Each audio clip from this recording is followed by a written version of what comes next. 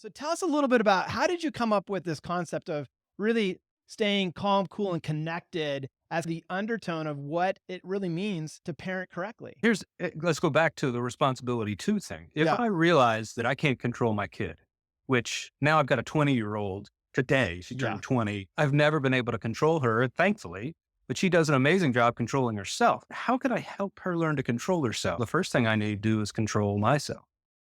And that's my number one responsibility to my daughter is to make sure I act as maturely as I can, even when she acts immaturely, even when it feels like she's testing me, whether she's 2 or whether she's 17 is it's easy to say, what age are they going to act? The real question is, what age am I going to act? And here's why that's a better question is that's something I can control, how old I act in the moment. And so it really comes down to how old am I going to act in the heat of the moment? Every parenting decision faces those moments. And I face a choice in those moments. Do I get so frustrated because I can't control them and then double down and try and control them even more with threats and rancor and anger? Or do I begin to lead them out of their immaturity by making sure that no matter what, I'm going to be the most mature person in this room? Yeah. Yeah. And Yeah. that's where it comes from. Yeah. And I think what you're talking about is the long-term view of parenting because you can do the behavioral modification thing all day long. The techniques do actually work. They Consequences. do. I'm guilty. I have 3 little boys and like Sure. you get a quick response, but is it what we're Right. actually going to train them into? So when they are 20, they're making the right choices for themselves. I think that's what you're underlying here. And it's so huge.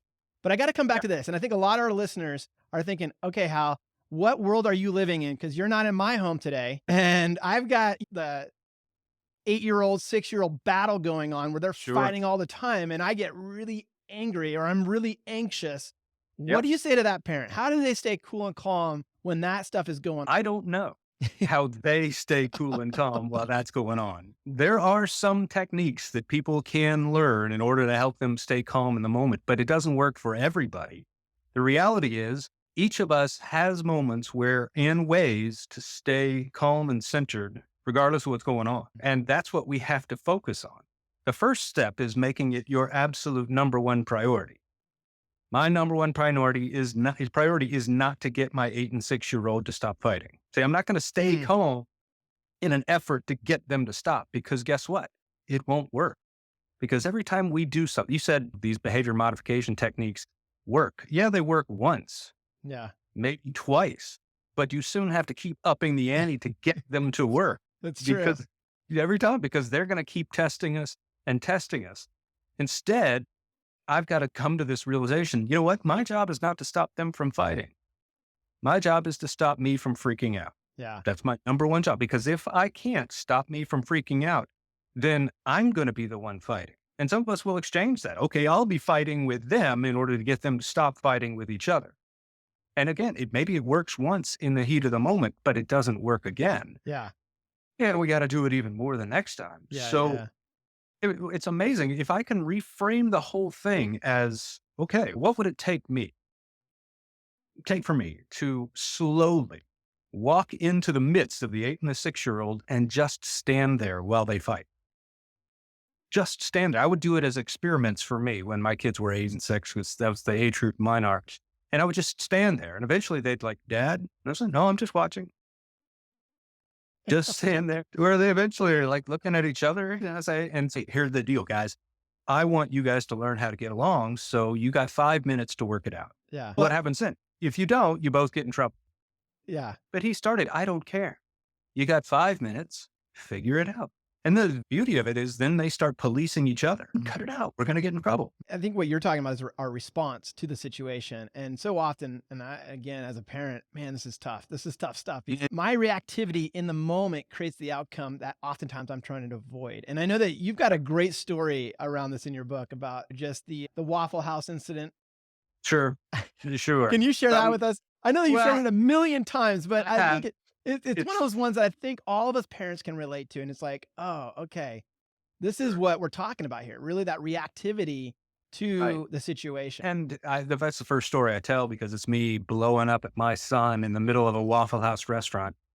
But not realizing the whole time, I still had this silly paper hat on my head that we were playing with when we were waiting to be seated.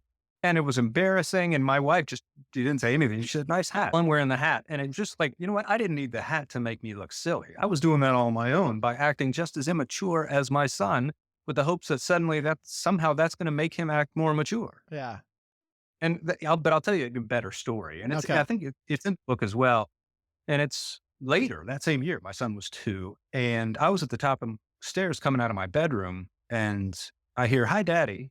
And there's my son climbing on the outside of the stair, that little ledge of Yep. step on the Yeah. outside of this Doing a station. little morning rock climbing. Yeah. And he's just hanging on to the banister pickets like this, walking up Oh my sideways, his gosh. toes on the ledge. Now we had the whole thing, one banister way up. So Yeah. it's halfway up. So his feet were like 5 feet off the ground, nothing below him but hardwood floors. Yeah. Okay, Mr. Scream Free, what the heck do you do now? You mentioned earlier, when we get reactive, we actually end up creating the very outcomes we were hoping to avoid. And I tell this story as a perfect example of that, because what happens if I gave in to my natural panic that I'm feeling on the inside and I lunge for him, right? Shout, "Oh no." Mhm. It just increases the chances that he'll fall. And that's every interaction we have with our kid. Yeah. Every single one. We are so powerful that when we lose it with our kid, what we're really losing is our adulthood in the heat of the moment.